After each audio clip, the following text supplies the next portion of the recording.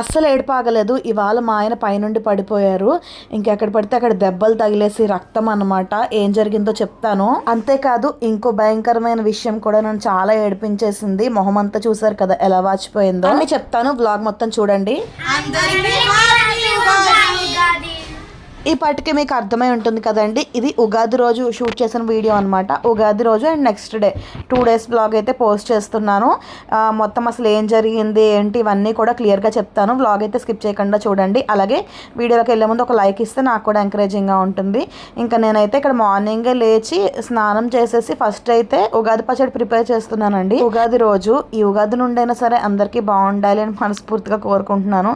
నాకు కూడా మనశ్శాంతిగా ఉండాలి అని అనుకుంటున్నాను. మరి చూద్దాము. మనం అనుకుంటే జరుగుతుందా, ఏం రాసిందో అదే అవుతుంది కదా. నేనైతే ఉగాది పచ్చడి ఇలానే ప్రిపేర్ చేస్తానండి. చిన్న చిన్న మామిడికాయ ముక్కలు, అలాగే అరటిపండు, చెరుకు అన్ని చిన్న చిన్నగా ముక్కలు కట్ చేసేసి కొంచెం వేపు కూడా వేసుకుంటాను. ఇంకా పచ్చిమిర్చి, బెల్లం, చింతపండు రసం, సాల్ట్. ఒక్కొక్కరు ఒక్కొక్క విధంగా చేస్తారండి. నాకైతే మాత్రం ఇలానే ఇష్టం అనమాట. అందుకే నేను ఎప్పుడు ఇలానే ప్రిపేర్ చేస్తూ ఉంటాను. ఇదే అలవాటు కూడా. తర్వాత అయితే ఇదిగోండి మేమైతే ఇంకా రెడీ అయిపోయి ఇప్పుడు అమ్మ వాళ్ళ ఇంటికి వెళ్తున్నామండి. పిల్లలైతే ఇంకా హాలిడే వస్తే చాలు ముందు రోజు అక్కడికి వెళ్ళిపోతామంటారు కదా, అలాగే ఇంకా నైట్ అక్కడ పడుకుండిపోయారు. ఇంకా వీడియోస్కి వెళ్ళాను రీల్స్కి. అవి అయ్యేసరికి బాగా లేట్ అయిపోయింది. ఇంకా అక్కడే పడుకున్నారనమాట. మేము ఇక్కడ పూజ అది కంప్లీట్ చేసేసుకుని అమ్మ వాళ్ళు భోజనానికి పిలిచారు. ఇంకా అక్కడికైతే వెళ్ళామండి. అమ్మ అయితే ఈరోజు స్పెషల్ కింద ఇలాగా బూరెలు, పులిహార అయితే ప్రిపేర్ చేసిందనమాట. యాజ్ యూజువల్ ఉగాది పచ్చడి కూడా ప్రిపేర్ చేసుకున్నారు. అండ్ తర్వాత అయితే వంకాయ కర్రీ, వంకాయ కారం పెట్టిన కూర, అలాగే ఇంకా పప్పు కూడా ప్రిపేర్ చేశారండి. సో అమ్మ వాళ్ళ ఇంట్లో స్పెషల్స్ అయితే ఇవన్నమాట. ఇంకా మేము వెళ్ళిన తర్వాత కొన్ని ఉగాదికి సంబంధించిన రీల్ ఉంటే ఒకటి షూట్ చేసేసుకుని భోజనానికి అయితే కూర్చున్నాం. ఇంకా మా అమ్మ ఏమో ఆ పులిహార, బూర్లు, అన్నం అన్నీ పెట్టేసి తినేయమంటుంది. ఎక్కడ తింటాం చెప్పండి, పొట్టలో ప్లేస్ ఉండాలి కదా. ఇంకా మాకు సరిపోయినంత తిని ఈవినింగ్ బూర్లు అవి తింటాంలే అమ్మ అని చెప్పాను. సో ఇంకైతే మేము ఇక్కడ భోజనం అయితే కంప్లీట్ చేసేసుకున్నాము. ఆ రోజు పెద్దగా నేను వీడియో కూడా బ్లాగ్ కూడా ఏం షూట్ చేయలేదండి. తర్వాత అయితే ఇంటికి వచ్చేసాను. అసలు ఫుల్ ఏడుపు వచ్చింది. టైం అయితే బాగా లేట్ అయిందండి. ఇంకా మా శ్రీయాన్షి పాప అయితే పడుకుందనమాట.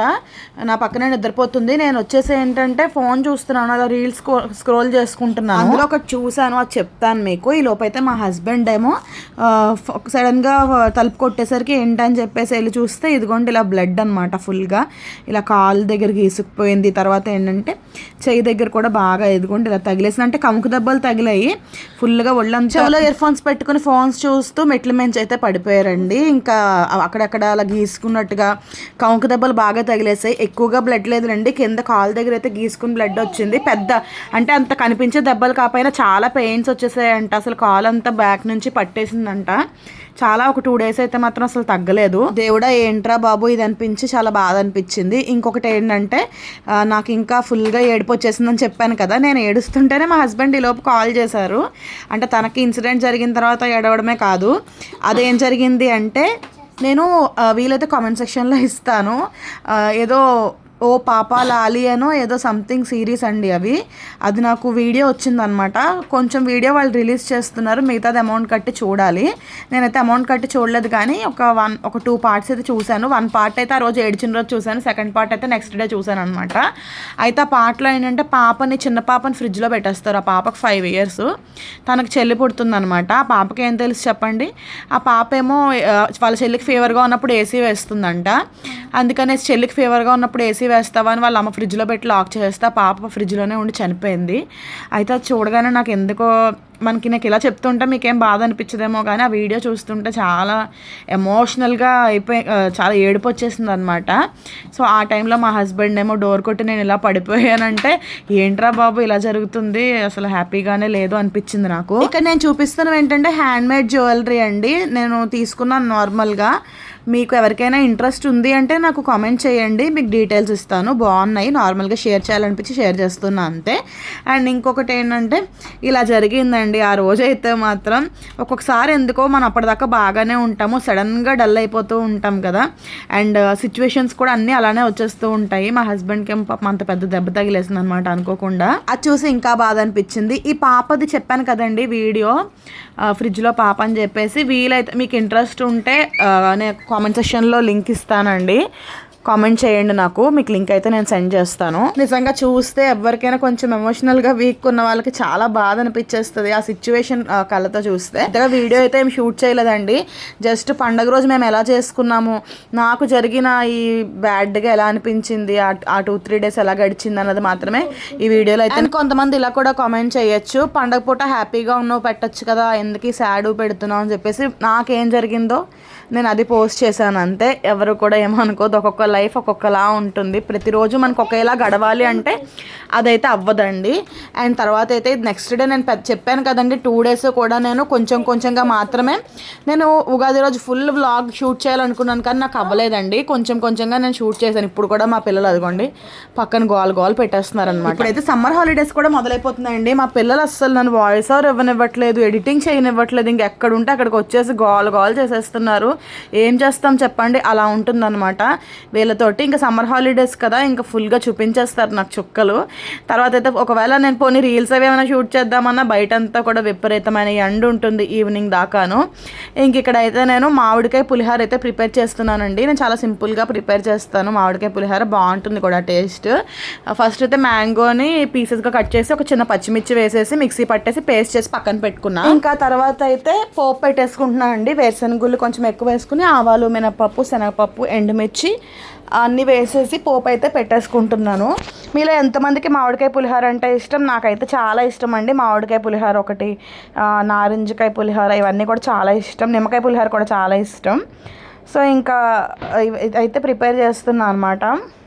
అండ్ చాలామంది అయితే అడుగుతున్నారు, మీరు ఈ షూట్ చేస్తారు కదండి హారర్ వీడియోస్, ఇవైతే రెగ్యులర్గా పెట్టమని చెప్పేసి కొంతమంది అడుగుతున్నారు. కొంతమంది ఏంటంటే వ్లాగ్స్ రెగ్యులర్గా పెట్టమంటున్నారు.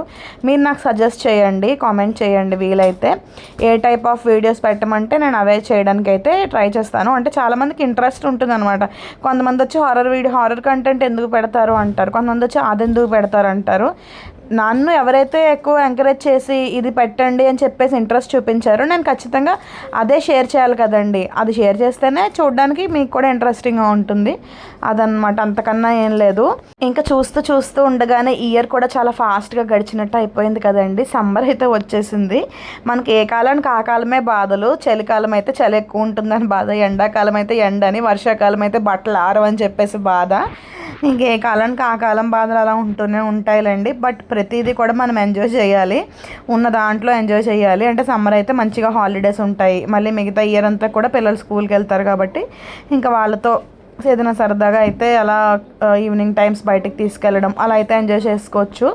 మీరు ఎక్కడికైనా వెళ్తున్నారా, ఏదైనా ఊరు వెళ్తున్నారా, ఏమైనా ప్లాన్ చేసుకున్నారా అన్నది కూడా నాకు కామెంట్ చేయండి.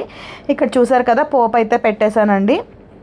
ఇప్పుడు ఇది పక్కకు తీసేసుకుని అదే ఆయిల్లో నేను కొంచెం పచ్చిమిర్చి అయితే వేసేసుకున్నాను.